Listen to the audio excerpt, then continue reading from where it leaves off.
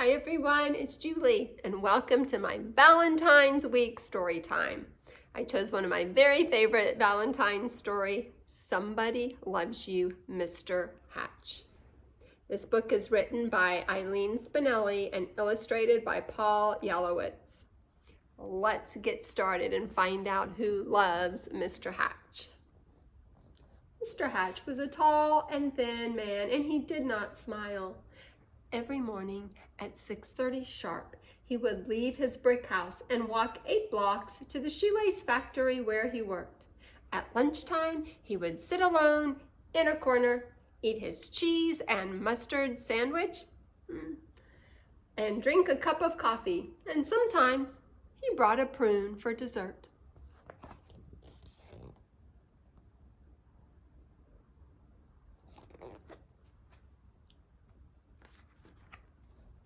After work, he would make 2 stops.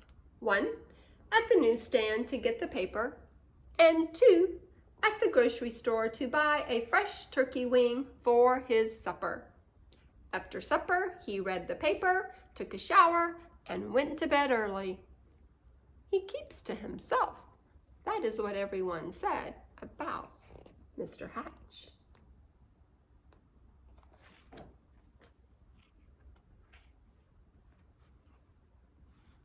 One Saturday, when Mr. Hatch stepped onto the porch with his dustpan and broom, he got a surprise, a package wrapped in brown paper. He had never spoken to the postman before. "Thank you, Mr. Goober," he said. Mr. Goober smiled. "You're welcome. I've always enjoyed delivering packages." Mr. Hatch tore open the brown paper. Inside was a white box, which he opened to find another box. This one was heart-shaped, all satiny red with a pink bow on top. It was filled with candy.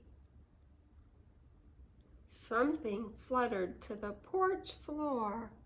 It was a little white card. He picked it up, and it said, "Somebody loves you."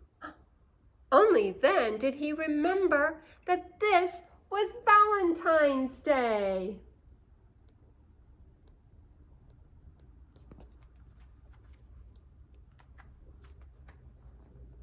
Mr. Hatch wondered and wondered.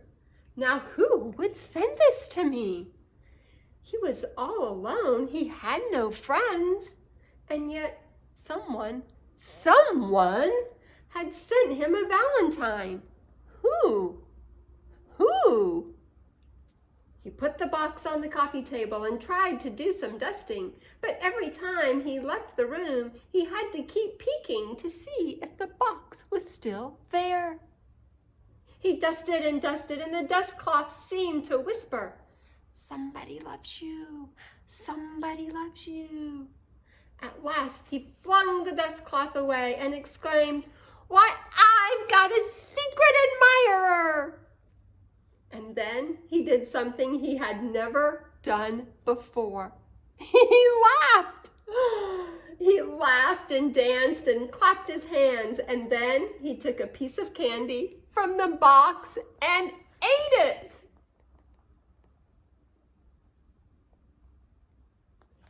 Definitely not his same routine that he always did. Mr. Hatch changed his shirt, found some old aftershave in the bottom drawer. He splashed it on his face.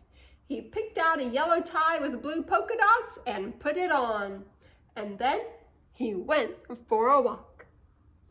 Maybe, he thought, I will meet the person who sent me the candy.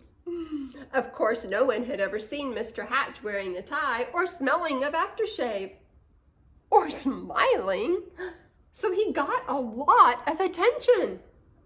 Mrs. Weed tripped over her dog. Mr. Dunwoody nearly fell off his ladder, and little Tina Finn spilled all the toys out of her wagon. Mr. Hatch waved hello to all of them.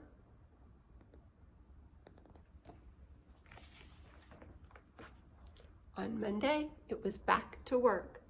At lunchtime, Mr. Hatch sat in the middle of the cafeteria. He spoke to everyone, and he passed out chocolates from his heart box. On the way home, as usual, he stopped at the newsstand. Mr. Smith handed him the usual newspaper. "I think I'll have a pack of mints," said Mr. Hatch. Not as usual. Mr. Smith was shocked. "Was that you speaking, Mr. Hatch?" "Indeed it was," said Mr. Hatch. "I said I would also like a pack of mints. And if you don't mind me saying so, Mr. Smith, you don't look like you feel well." Mr. Smith recovered from his shock to reply, "You're right. I don't feel very well. I have a cold. I was supposed to go to the doctor's this afternoon, but the stand has been so busy I haven't had the time." Mr. Hatch smiled. "Why, I'd be happy to watch the stand for you while you go." Mr. Smith could hardly believe his ears. "You would?" "Certainly. Just show me what to do." And so Mr. Hatch ran the newsstand for an hour. He wondered if any of the people who stopped by to buy a paper or a magazine or a candy bar had sent him the mysterious Valentine. You see him passing out all the chocolates at the cafeteria at work? Yeah.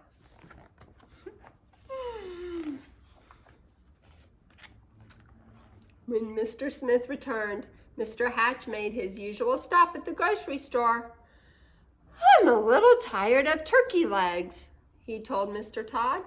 "I think I'll have a nice, fresh slice of ham." Mr. Todd weighed the meat and wrapped it. "You look worried," said Mr. Hatch. Does he look worried? "I am," said Mr. Todd. "My little girl is late. She hasn't come home from school yet, and I can't leave the store to look for her until my wife arrives." "Goodness, why didn't you say so?" said Mr. Hatch. "I'll go look for her." And so he walked to school and found little Melanie Todd by the swings and brought her home. Thank you," said Mr. Todd. "Any time," said Mr. Hatch.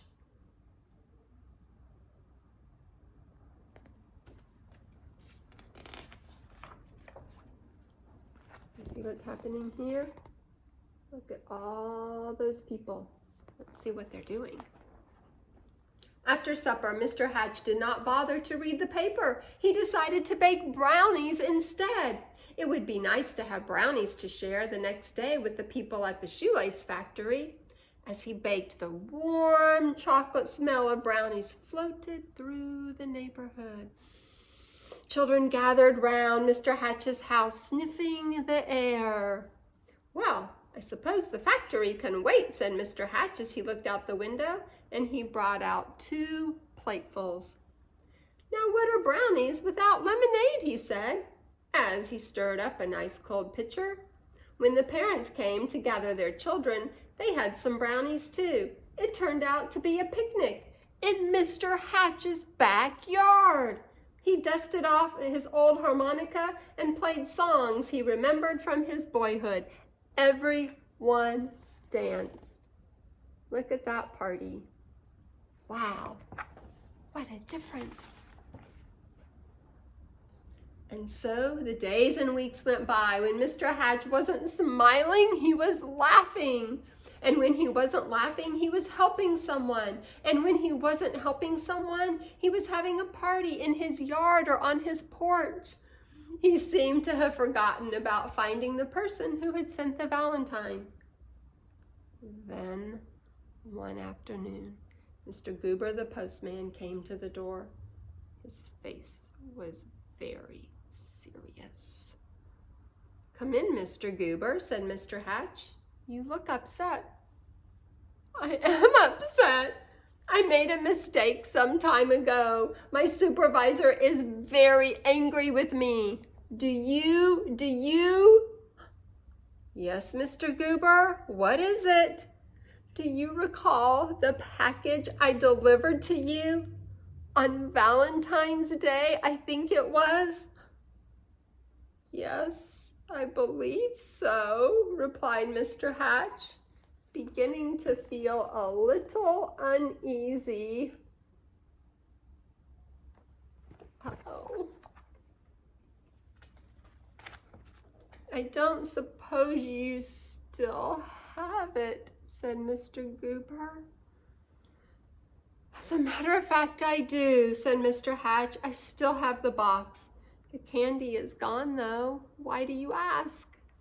The postman took a deep breath. I'm afraid I delivered it to the wrong address. It was supposed to go to another house. Mr. Hatch recalled tearing off the brown paper. It had never occurred to him to look at the address. He fetched the heart-shaped box and the pink bow and gave them to the postman. I do hope your supervisor won't be too angry with you now. The postman was heading down the sidewalk when Mr. Hatch called to the porch. Mr. Goober, I forgot something.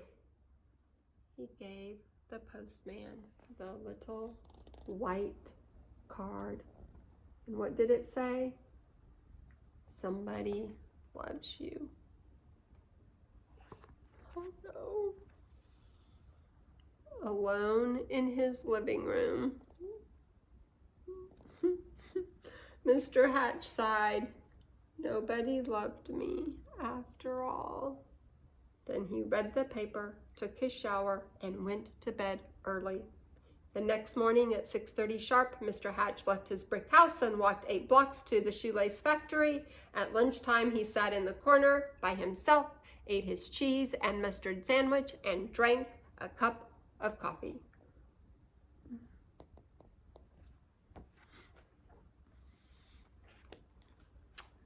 After work, he stopped at the newsstand for his paper, but did not speak to Mr. Smith. And when he ordered his turkey wing from Mr. Todd, he did not smile. Nor did he pat little Melanie Todd on the head or bake brownies or have picnics or parties or play his old harmonica anymore.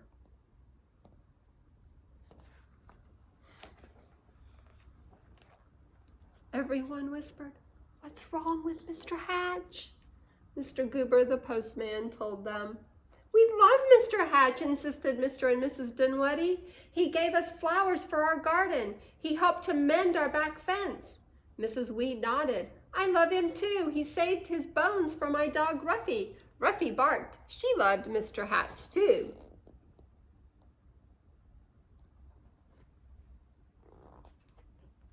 Mr. Smith told everybody how Mr. Hatch had watched the newsstand so he could visit the doctor. And Mr. Todd told everyone how Mr. Hatch had found his little girl. All the children in the neighborhood remembered Mr. Hatch's wonderful brownies and lemonade, and most of all, his laughter. "Poor Mr. Hatch," they said. "What can we do?" Then Mr. Goober announced, "I have an idea."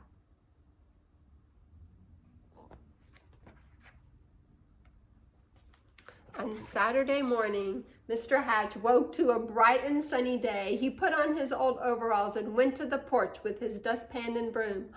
But he couldn't believe his eyes. All over the porch were red and white hearts and pink bows.